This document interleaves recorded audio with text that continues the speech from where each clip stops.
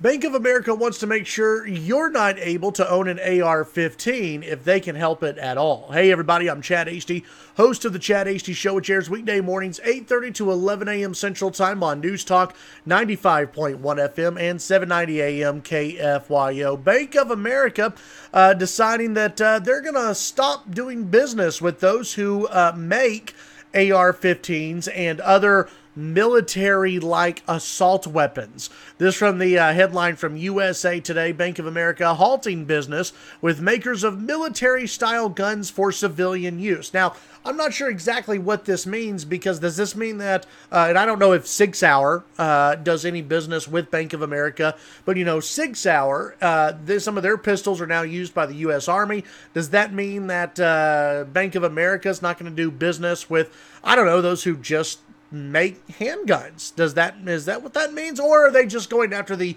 scary looking assault weapons that are out there? Story from USA Today. Bank of America will stop lending to business clients that manufacture military style weapons for civilian use, becoming the latest U.S. financial institution to break ties with the gun makers following the mass shooting massacre at a Florida high school. Quote, "We want to contribute in any way we can to reduce these mass shootings," said Ann Finucane, the vice chairman of the Charlotte, North Carolina-based banking giant, during a Bloomberg TV interview on Tuesday. "We do have a few manufacturers of military-style firearms as clients.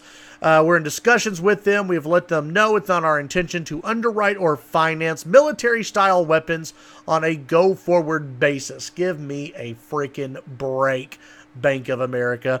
The bank does lending or underwriting business with a handful of gun manufacturers, she said, without identifying the companies. Gun makers' reaction to the bank's new policy was, quote, "mixed," she said. "There are those that I think will reduce their portfolio.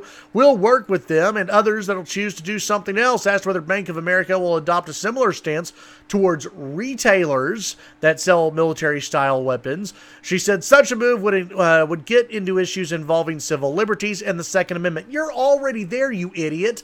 You're going after businesses, your clients, by the way, who produce arms that you say are military style. You're taking talking points from the left and using those to make business decisions, and by the way, pissing off a lot of people who support the Second Amendment. What is a military-style weapon? One could call a handgun a military-style weapon because those in the military use handguns. What about knives? Those in the military also use knives. Is that now going to be a target of Bank of America?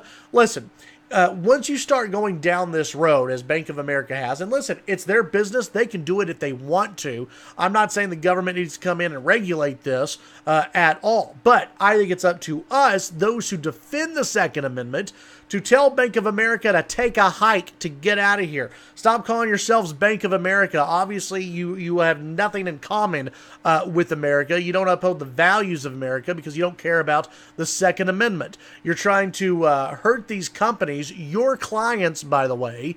You're trying to hurt these companies because they manufacture scary-looking military-style guns. You know what? That's a talking point of the left. Get the hell out of here, as far as I'm concerned. She went on to say about, getting into retailers' business. Quote, "It's a good public dialogue, but that's a long ways off." In other words, yeah, that's coming, but we're still a long ways away from doing that because it probably cost us a lot of money. You know what? If you're a gun company or whatever, I say fine, take your business elsewhere, get out of Bank of America, because obviously they've proven they don't care about the Second Amendment. They don't care that you are trying to just produce guns that will help protect lives. And that's what this comes down to. This is what Bank of America and a lot of people on the left don't understand about those scary-looking weapons of war. They're there at the end of the day to defend people's lives. If you go through and you look, yeah, school shootings are absolutely horrible. They're terrible. But guess what?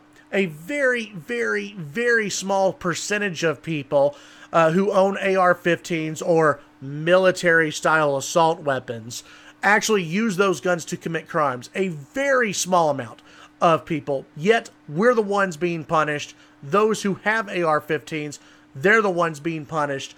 And future owners of AR-15s are the ones being punished. And now companies who just manufacture these scary-looking guns are being victims by companies like this. Listen, folks, this is just the latest attempt by the left to hurt the Second Amendment. They know they can't get anything through in Congress. They know they can't pass a ban on the Second Amendment or get rid of the Second Amendment. So they're putting pressure on all of these banks, all these financial institutions, all these credit card companies to stop, to basically stop doing business with gun manufacturers and also with retailers. Watch for this to continue in the future. Keep an eye on this because it's a developing situation. And I personally feel as though if you're a fan of the Second Amendment, if you're a defender of the Second Amendment, something you need to do is to keep watching this and not do business with those financial institutions that want to take away your right to protect yourself. Tune in to the Chad Hasty Show weekday mornings, 8:30 to 11 a.m. Central Time on News Talk 95.1 FM, 790 a.m. KFYO.